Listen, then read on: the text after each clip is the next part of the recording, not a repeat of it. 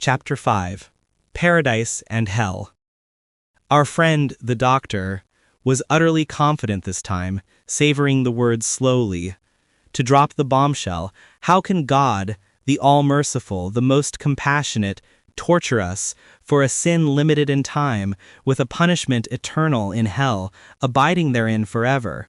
And who are we, and what is our worth compared to the grandeur of God, that he would take such vengeance? Man is but an atom or a speck in the universe, and relative to God's majesty, he is far lesser than that. Indeed, he is nothing. And we correct the doctor's information by saying, first, that we are not an atom or a speck in the universe, and that our status before God is not insignificant, but rather immense. Did he not breathe into us of his Spirit? Did not the angels prostrate to us? Did he not promise us the inheritance of the heavens and the earth? And he says to us, "We have honored the children of Adam, and carried them on land and sea, and provided them with good things, and favored them over many of those we have created with marked favor. There is then within us something of God's Spirit, and we, relative to the universe, are not an atom or a speck. We may appear, by looking at our bodies, as an atom or a speck relative to the vast, expansive universe. But do we not contain this universe and comprehend it with our minds? Do we not grasp its laws and its celestial spheres, and chart the orbit for every planet? Then an astronaut lands on the moon and reveals that all we had comprehended with our minds on Earth was correct, and all we had charted was precise. Does this not indicate that in terms of our spirit, we are greater than the universe, that we contain it? And that the poet was right when he addressed man saying, "You consider yourself a small body, while within you is enfolded the greater world," and that man, as the Sufis say, is the comprehensive book, and the universe is its pages. Therefore, man is of immense status and great import.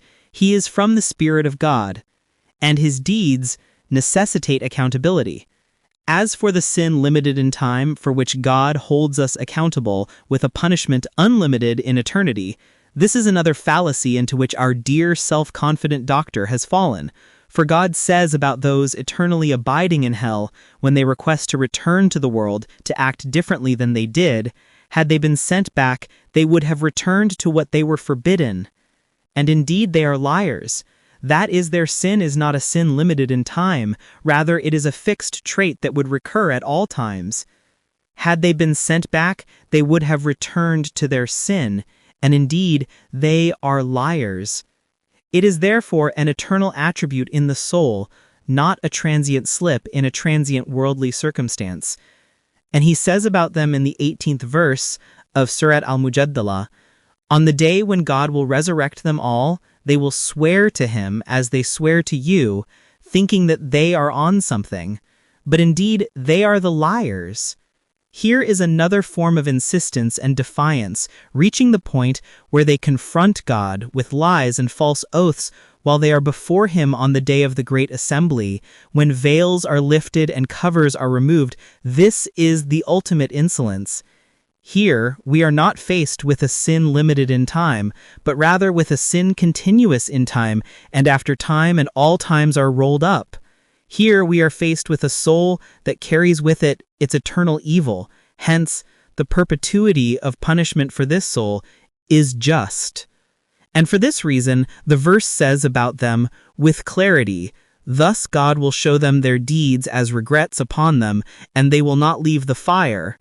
And Ibn Arabi says that mercy for these people is that they will become accustomed to the fire, and that fire, in eternal perpetuity, becomes their suitable environment. Undoubtedly, there is an affinity between some criminal souls and the fire, for some of those souls are, in reality, a flame of envy, malice, lust, greed, and a blaze of anger, resentment, rebellion, and seething criminal feelings, as if they were fire itself. Such souls cannot live in peace, nor can they live without igniting war around them and without setting fires ablaze, because fire is their environment and their nature. For such souls, their sentence to the fire is the just judgment, and this fate is a matter of placing a thing in its proper place. Had they been admitted to paradise, would they have savored it? Did they not reject peace on earth? We ought to understand the fire and paradise in the hereafter with a broad perspective. The fire in the hereafter is not a grill, and what occurs therein is not burning in the worldly sense. For God says that the sinners in the fire speak and curse, and that the fire contains a tree with fruit, the tree of Zakum, which emerges from the bottom of hell, as it contains scalding water which the tormented drink. Such a fire, which contains a tree and contains water, and where people speak, must be a fire other than the fire that we know. Every time a nation enters, it curses its sister, until when they are all gathered together therein, the last of them will say to the first, "Our Lord, these misled us, so give them a double punishment of the fire." He will say, "For each is double, but you do not know."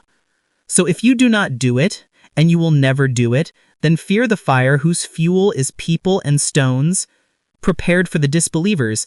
This fire is therefore of the realm of the unseen, and what has been reported about it are but indications. One should not understand from this discourse that we deny sensory punishment and say, "Is religion an opium?" in favor of moral punishment, for sensory punishment is explicit, and doubt about it is not permissible. We believe in its existence, but rather we say that the details of this punishment and its modality, just as the modality of that fire and its detailed attributes, are an unknown unseen. It appears from the Quranic indications to be a fire other than the fire that we know, just as our bodies in enduring that fire are other than the fragile earthly bodies we have now. The same applies to paradise. It is not a market for vegetables, bananas, pomegranates, and grapes. Rather, those Quranic descriptions are merely indications, parables, and approximations for the mind, like the paradise promised to the righteous. In it are rivers of unpolluted water, and rivers of milk whose taste never changes, and rivers of wine delicious to the drinkers. Like paradise, meaning we set an example to bring the understanding of paradise closer to you, but the truth is that the details are unseen. No soul knows what has been hidden for them of comfort for the eyes, as a reward for what they used to do. And hasten to forgiveness from your Lord and a paradise as vast as the heavens and the earth, prepared for the righteous. It cannot therefore be merely a garden. And we will remove whatever is in their breasts of resentment, and rivers will flow beneath them. Here are souls purified in a way we do not know. Paradise, then, is likewise unseen, and this discourse does not deny sensory bliss, for we believe that paradise is both sensory and spiritual bliss, just as the fire is both sensory and spiritual torment. But what we wish to emphasize is that the details of this bliss or torment and their modalities are unseen, and that paradise is not a market for fruits and vegetables, nor is the fire an oven for roasting meat. Torment in the hereafter is not tyranny from God upon his servants. Rather, it is purification, enlightenment, and rectification, and mercy. What would God do with punishing you if you are grateful and believe? And ever is God appreciative and knowing. The original principle is the absence of punishment, and God does not torment the knowing believer. Rather, he establishes his punishment upon the rejecting denier, for whom all means of guidance, enlightenment, and instruction have failed. And we will surely make them taste the nearer punishment short of the greater punishment, that perhaps they might return. If all these means prove unsuccessful, and the denier persists in his denial, nothing remains but to confront him with torment to enlighten him. And enlightenment to the truth is mercy itself. If God had left them in their blindness and ignorance, and neglected them, it would have been in his right and injustice. Glory be to him, exalted and high above that.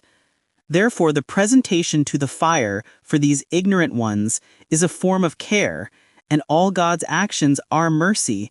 He mercies the ignorant through hellfire as discipline and instruction, and mercies the knowing through paradise as bounty and honor. He said, "My punishment, I afflict with it whom I will." and my mercy encompasses all things. My punishment, I afflict with it whom I will, and my mercy encompasses all things. Thus he made his mercy encompass everything, even the punishment. Then let us ask the doctor, would God be more just in his view if he equated the wrongdoers and the wronged, and the murderers and their victims, and offered everyone a tea party in the hereafter? Is justice in the doctor's view that black and white be made equal? And to those who find it improbable that God would torture us, we say, does God not indeed torture us in our world? And what are old age, sickness, and cancer but a torment in itself? And who created the microbe? Are these not all warnings that we are before a God who can indeed torture us?